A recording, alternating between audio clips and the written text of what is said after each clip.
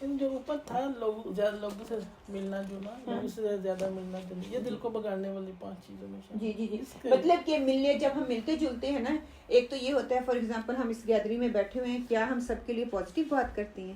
نہیں، ہم نیگیٹو کرتے ہیں، اس کی چگلی اس سے میں اس بندے سے ملی نہیں ہوں، اب آپ کے بارے میں لگا لیں، میں یہ ان 2 بہنوں کے پاس بیٹھی ہوئی ہوں، آپ کے بارے میں یا تو کوئی اچھی بات کریں گے یا بری بات کریں گے، جو بری بات کر رہی ہے میرے دل میں تو گمان پڑ گیا نا کہ یہ بندہ ہے ہی ایسا، تاکہ ہو سکتا ہے ان کا معاملہ ان کے ساتھ آپ کا کیا رہا ہو جس کی وجہ سے آپ کا یہ رویہ رہا ہو اور ان کو وہ چیز بری لگی ہو ان کے نظریے سے۔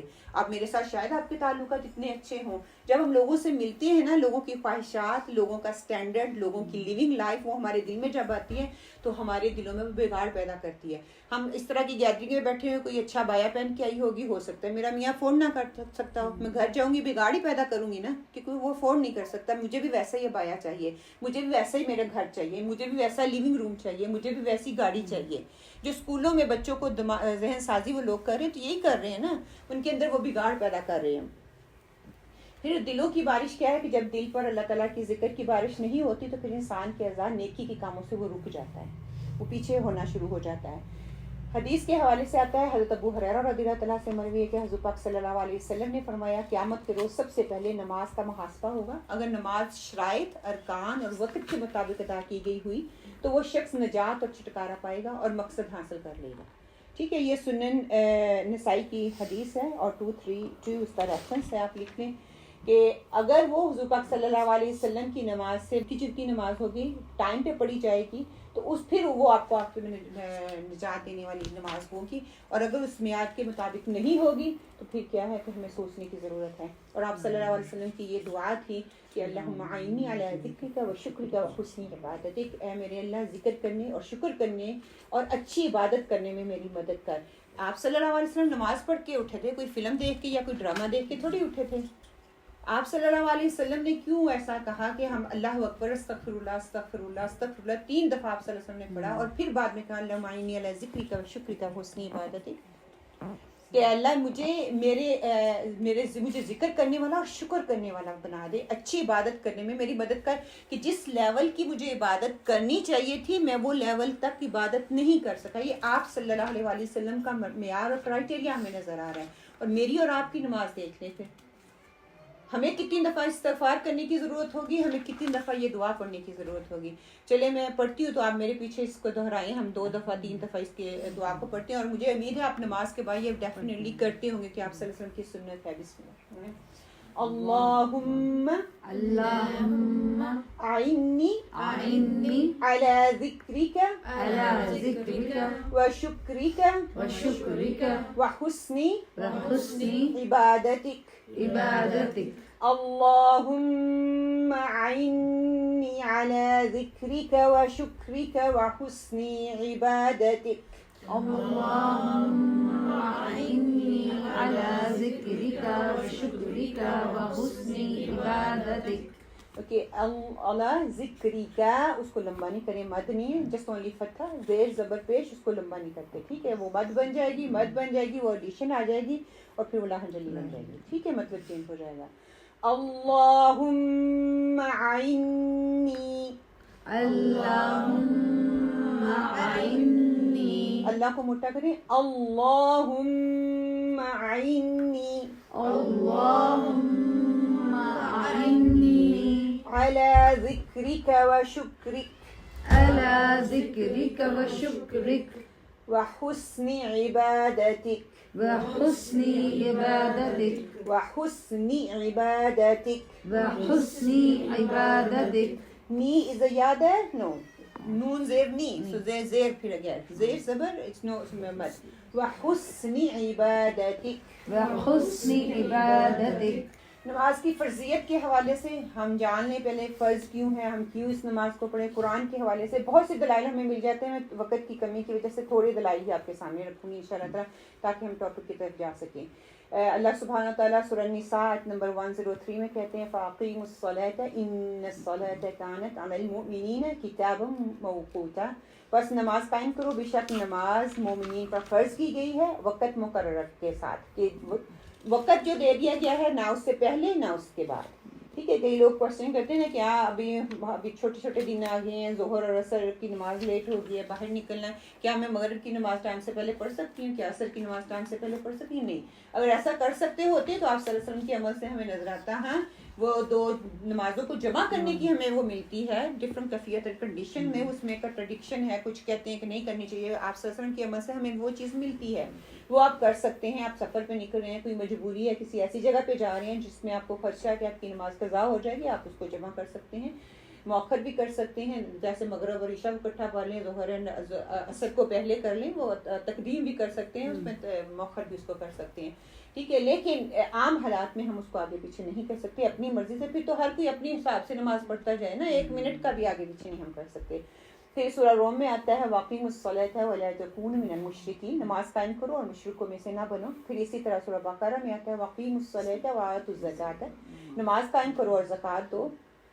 پھر آگے آتا ہے وَأْمُرْ أَهْلِكَ بِالصَّلَاةِ وَاصْطَبِرْ عَلَيْهَا, سورہ طٰہٰ کی یہ حدیث ہے, اپنے گھر والوں کو نماز کا حکم دیجیے اور خود بھی اس پر قائم ہو جائیں. اس کو پڑھنے کے لیے نہیں کہا جا رہا, گھر والوں کو حکم دو اور خود اس پہ کام ہو کہ میں خود وہ عمل کروں گی تو گھر والے پر بھی وہ میری بات جو ہے وہ اثر کرے گی. ہم خود تو ڈرامہ دیکھ رہے ہیں, بچوں کو کہہ رہے ہیں, چیخ چلا رہے ہیں کہ اٹھ کے نماز پڑھو, کبھی بھی وہ نماز نہیں پڑھیں گے, آپ کی عمل سے وہ سیکھیں گے. پھر اسی طرح آتا ہے اتلو ما اوحی الیک من الکتاب واقیموا الصلاۃ, سورہ عنکبوت کی آیت ہے, تلاوت کیجئے جو آپ کی جانب وحی کی گئی ہے کتاب سے اور نماز قائم کیجئے. کہ نماز میں کتاب جو اللہ تعالیٰ نے دی ہے, کیا قرآن پاک ہے, اس کا کچھ حصہ جو ہے اس میں تلاوت کیجئے. پھر اسی طرح حدیث کے حوالے سے ہم دیکھ لیتے ہیں, حضرت عبداللہ بن عمر سے مروی رسول صلی اللہ علیہ وسلم نے ارشاد فرمایا, مجھے حکم دیا گیا ہے کہ لوگوں سے قتال کروں یہاں تک کہ وہ لا الہ الا اللہ محمد رسول اللہ کی گواہی دیں, نماز قائم کریں اور زکوٰۃ دیں. بس جب وہ یہ کرنے لگے تو ان کے مال اور جان محفوظ ہو جائیں گے سوائے حق اسلام کے, اور ان کا حساب اللہ پر ہوگا. یہ بخاری کی حدیث ہے. اسی طرح ابو درداء کہتے ہیں کہ مجھے میرے خلیل نبی محمد صلی اللہ علیہ وسلم نے وصیت کرتے ہوئے فرمایا, کسی فرض نماز کو جان بوجھ کر مت چھوڑنا, جس نے کوئی فرض نماز جان بوجھ کر چھوڑ دی اللہ کا ذمہ اس سے بری ہو گیا. اللہ اکبر. آپ دیکھ لیں ہماری کتنی نمازیں قضا ہوئی ہیں, ہمیں فکر ہی نہیں ہوتی, شاپنگ کے لیے نکلتے ہیں تو پرواہ ہی نہیں کتنی نمازیں قضا ہو رہی ہیں. اور پھر یہ بھی نہیں توفیق ہوتی ہے کہ ہم اس کو لٹا دیں, اگر 5 سے کم ہیں, گھر واپس آتے ہیں, چلیں شاپنگ کے لیے مجبوراً کبھی نکلنا پڑتا ہے گھر سے, آئیں پہلے جو آپ کی نمازیں چھوٹ گئی ہیں ان کو آپ پہلے کمپنسیٹ کریں, پھر آپ اگلی نماز کو پڑھیں. نہیں, ہم اسے کبھی پڑھتے ہیں کبھی وہ بھی چھوڑ دیتے ہیں. کہ کیا ہے, جو نماز ہماری چھوٹ جاتی ہے اس کو قضا کرنا ضروری ہے. اس کے حوالے سے بھی آپ میڈیا پہ جائیں گے تو آپ کو بہت زیادہ کنٹرڈکشن ملے گی, لیکن آپ صلی اللہ علیہ وسلم صحابہ کے عمل سے ہمیں ملتا ہے آپ صلی اللہ علیہ وسلم کی زندگی میں, ان کے زندگیوں میں نمازیں قضا ہوتی نہیں تھی. اگر ہوگی تھی عصر کی نماز جنگ کے وقت, آپ صلی اللہ علیہ وسلم نے اس کے لیے کتنی بڑی بد دعا رکھی تھی نا, کبھی آپ صلی اللہ علیہ وسلم کے منہ سے بد دعا نہیں نکلی تھی. تو کیا ہے, وہ چیز اس چیز کو ظاہر کرتی ہے کہ اگر نماز آپ کی قضا ہوتی ہے تو اس کو لٹانا پڑے گا. کچھ اسکالرز کہتے ہیں جو چیز فوت ہو جاتی ہے بس وہ ختم ہو گئی ہے, لیکن آپ صلی اللہ علیہ وسلم کے عمل سے ہمیں یہ چیز ملتی ہے. اگر ہم ان کے اوپینین کو بھی لے لیتے ہیں تو کیا ہے کہ وہ چلو نفلی نماز اسی, ویسے ہم کتنا اہتمام کرتے ہیں نماز پڑھنے کا, اس بہانے چلو یہ ہوگا ہمیں کچھ تو سکون ملتا ہی ہے نا, چلو میں نے جو فرض میرے چھوٹ گیا تو اس کو میں کمپنسیٹ کر رہی ہوں, جب ضرورت ہوگی چلو وہ نفلہ میں جا رہے ہیں, جا تو رہے ہیں نا, اگر وہ فرض نماز کی جو اس چیز کو لیتے ہیں. پھر آگے کیا ہے کہ حضرت انس رضی اللہ تعالیٰ سے روایت ہے کہ جس نے ہماری نماز پڑھی, ہمارا قبلے کا استقبال کیا یعنی کہ کعبے کی طرف منہ کر کے نماز پڑھی اور ہمارا ذبیحہ کھایا, وہ مسلمان ہے, اس کے لیے اللہ اور اس کے رسول کا ذمہ ہے.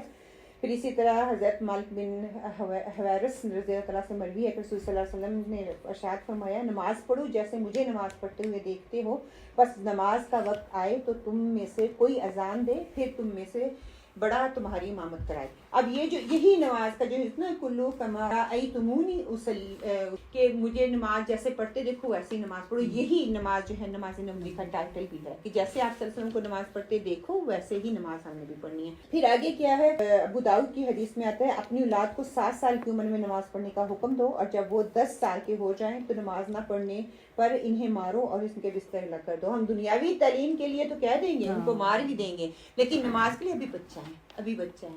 جب وہ بڑا ہوتا ہے پھر ہمیں فکر ہوتی ہے, لیکن وہ اس کی عادت پختہ ہو چکی ہوتی ہے, پھر وہ ہماری بات نہیں سنتا.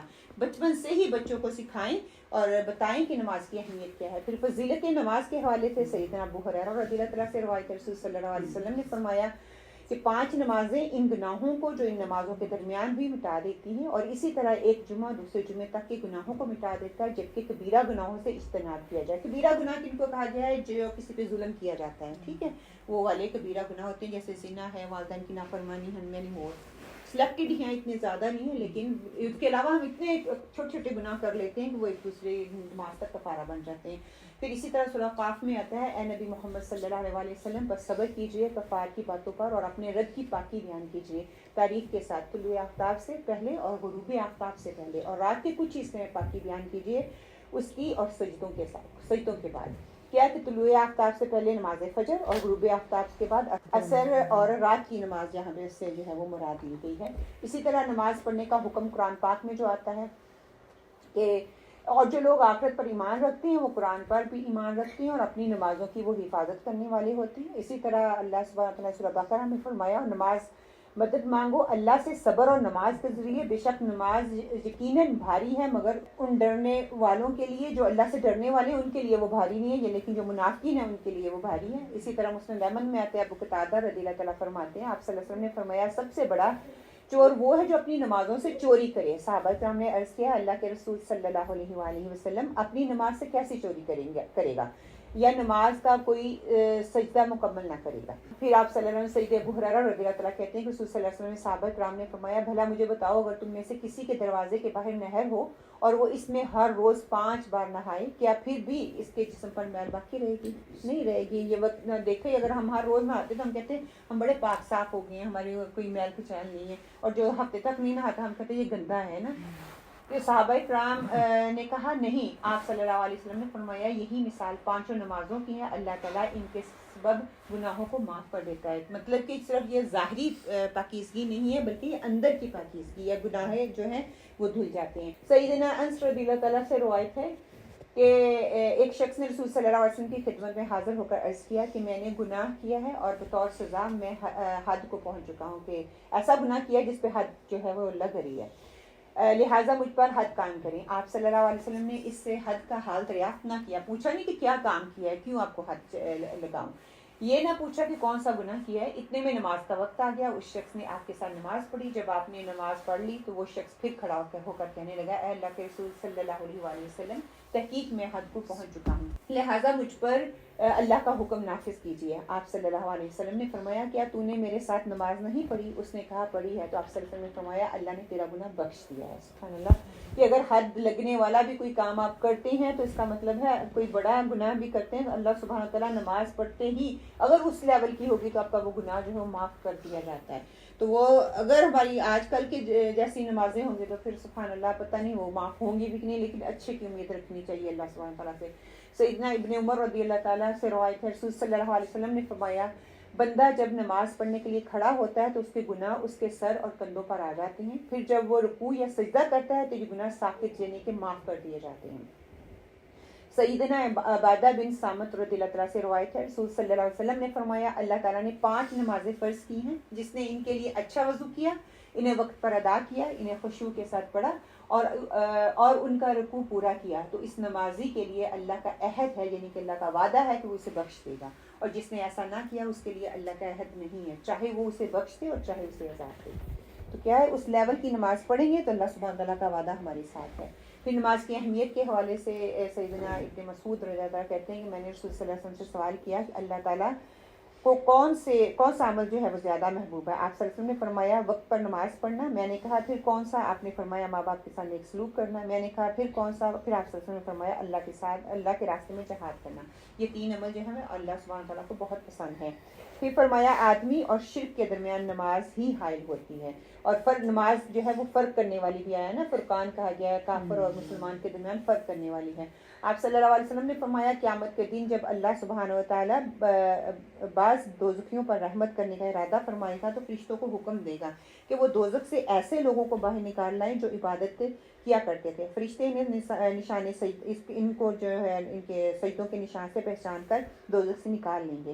سجدے کی جگہوں پر اللہ سبحانہ تعالیٰ نے دوزخ کی آگ حرام کر دی ہے, وہاں آگ کا کچھ اثر نہیں ہوگا, وہ ویسے چمک رہے ہوں گے, ورنہ باقی ساری جسم جو ہے آپ کا وہ جو ہے اوپر سے اسکن جو ہے وہ ساری اتر چکی ہوگی, اور صرف جو وضو کے اعضاء ہیں اور سجدے میں جو اعضاء لگے ہوئے ہوں گے ان کو جو ہے وہ عذاب نہیں چھوئے گا. دوزخ کی ہوا جو کیا اس کی جو گرمی ہے تپش ہے اس کو متاثر نہیں کرے گی. رسول صلی اللہ علیہ وسلم نے فرمایا, میں نے خواب میں اپنے بابرکت اور بلند قدر پروردگار کو بہترین صورت میں دیکھا. بس اس نے کہا, اے محمد صلی اللہ علیہ وسلم. میں نے کہا, اے میرے رب میں حاضر ہوں. اللہ نے فرمایا, مقرب فرشتے کس بات میں بحث کر رہے ہیں؟ میں نے کہا, اے میرے پروردگار میں نہیں جانتا. اللہ نے 3 بار یہی ان سے پوچھا. میں نے ہر بار یہی جواب دیا. پھر میں نے اللہ کو دیکھا کہ اس نے اپنا ہاتھ میرے کندھے کے درمیان رکھا, یہاں تک کہ میں نے اللہ تعالیٰ کی انگلیوں کی ٹھنڈک اپنی چھاتی کے درمیان محسوس کی. پھر میرے لیے ہر چیز ظاہر ہوگی اور میں نے سب کو پہچان لیا. پھر فرمایا, اے محمد صلی اللہ علیہ وسلم. میں نے کہا, میرے رب میں حاضر ہوں. اللہ نے فرمایا, مقرب فرشتے کس بات پہ بحث کر رہے ہیں؟ میں نے کہا, کفارہ یعنی کہ گناہوں کی کفارہ بننے والی نیکیوں کے بارے میں. اللہ نے فرمایا, وہ کیا ہیں؟ میں نے کہا, نماز باجماعت کے لیے پیدل چل کر جانا, نماز کے بعد مسجدوں میں بیٹھنا, اور مشقت یعنی کہ سردی یا بیماری کی حالت میں انسان اٹھتا ہے, مشقت کرتا ہے, وضو کرتا ہے, مصلے پہ کھڑا ہوتا ہے تو نیت کرتا ہے نا, تو اس کے لیے کہ اس کو وقت پر پورا وضو کرتا ہے. اللہ تعالیٰ نے فرمایا, کس چیز میں بحث کر رہے ہیں؟ میں نے کہا, درجات کی بلندی کے بارے میں. اللہ نے پوچھا, وہ کن چیزوں میں ہے؟ میں نے کہا, لوگوں کو کھانا کھلانے, نرم بات کرنے, اور رات کو نماز پڑھنے میں جب لوگ سو رہے ہوں. پھر اللہ تعالیٰ نے فرمایا, اب جو چاہو دعا کرو. رسول صلی اللہ علیہ وسلم نے فرمایا, پھر میں نے یہ دعا کی,